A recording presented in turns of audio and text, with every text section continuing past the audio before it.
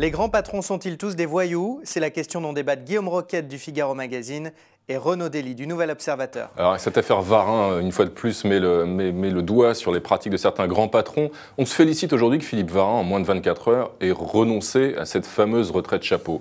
Certes, tant mieux, c'était la moindre des choses. Ce qui paraît ahurissant, c'est qu'il y ait songé lui, que le conseil d'administration, que le conseil de surveillance du groupe PSA y ait songé, que les représentants de l'État qui étaient au courant aient laissé faire, et que cette fameuse retraite chapeau, qui ne s'élevait pas, nous dit-on aujourd'hui, à 21 millions d'euros immédiatement, bien sûr, c'était une rente à vie de 310 000 euros annuels. C'est une somme gigantesque, considérable, et ce qui vraiment surprend, stupéfie, c'est cette forme d'indécence de se préparer à empocher une telle retraite chapeau quand on voit l'état du groupe. Rappelons que Philippe Varin n'était même pas en place depuis 5 ans, que le groupe a perdu 4 milliards d'euros l'année dernière, supprime 12 000 postes, confirme le nez, c'est-à-dire qu'on demande des efforts à tous les salariés, tous les ouvriers qui soi-disant coûtent cher, et on s'apprête à verser une telle retraite, une telle rente à vie à un patron qui a failli, qui a échoué, quels que soient les mérites de l'individu. Et le problème, c'est que ça vient après d'innombrables cas. On se souvient de Daniel Bouton, Daniel Berdard et bien d'autres. Alors après le bœuf bourguignon et le château de la Loire, on a une nouvelle spécialité française qui est le lynchage de patrons. On a assisté dans cette histoire Varin à une espèce de débauche, de mensonge et à mon avis de calomnie. J'entendais ce matin un syndicaliste qui disait « Varin s'est fait prendre la main dans le sac », comme s'il avait piqué dans la caisse de son entreprise alors qu'il a signé un contrat quand il est arrivé, qui a été validé par le conseil d'administration, ratifié par l'Assemblée générale. Après, on peut dire que c'est beaucoup d'argent. Oui, probablement, et il a pris la bonne décision en y renonçant. Simplement, dans cette histoire, on a pris le sujet dans le mauvais sens. D'abord parce que c'est un mensonge. Il ne s'agit pas de 21 millions d'euros, il s'agit de 8 millions. Parce que celui qui va s'en mettre le plus plein les poches dans cette histoire, c'est l'État, avec des cotisations, avec des taxes, avec des impôts. Il y en a pour 13 millions d'euros. Et effectivement, plus les rémunérations des dirigeants sont taxées, plus le montant nécessaire à provisionner pour que le patron puisse toucher la somme qu'il souhaite est élevé. Donc le premier responsable de tout ça, c'est l'État. Ensuite, sur le fond, vous l'avez dit vous-même, il va toucher 300 000 euros. Il aurait touché 300 000 euros par an, ça fait 25 000 euros par mois. Oui, bien sûr, c'est beaucoup d'argent. Ça fait cher les chèques. Oui, mais bien sûr, c'est beaucoup d'argent. Mais ça représente quoi? À peu près 15 fois le salaire moyen d'un Français. Pour un patron qui s'est battu comme un lion, peut-être n'a-t-il pas obtenu de bons résultats. Ce qui me choque le plus dans cette histoire, au-delà encore une fois de ces mensonges et de ce lynchage, c'est qu'on considère que en donnant moins au patron, on va redresser la boîte. Et cette espèce de malthusianisme-là, il est très négatif, contre-productif pour l'économie française. Il n'y a pas de lynchage de l'individu Philippe Varin. Je le disais en introduction, c'est une responsabilité collective. C'est un système qui marche sur la tête et l'État, effectivement, y est associé.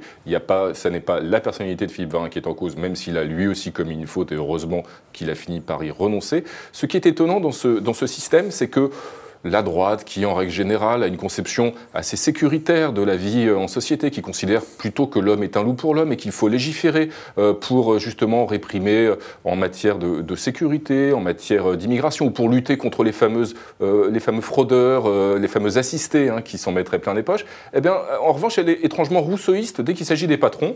Le patron serait par nature bon, lui, et il n'y aurait pas de contraintes à lui imposer. Je crois exactement le contraire, c'est que je pense que le patron est un homme comme un autre, il n'est pas plus un voyou qu'un autre, certes, mais pour autant, il faut légiférer à un certain moment pour encadrer des pratiques. On le voit bien, cette fameuse autorégulation, cette fameuse éthique que le MEDEF veut mettre en avant, ça ne fonctionne pas parce que vous accusez les syndicats. Je pense qu'on devrait plutôt applaudir la CGT. Sans la CGT et sans la presse, eh bien, cette petite magouille se serait déroulée dans l'ombre sans choquer personne. Et vous me dites, c'est pas 21 millions, mais 8 millions d'euros.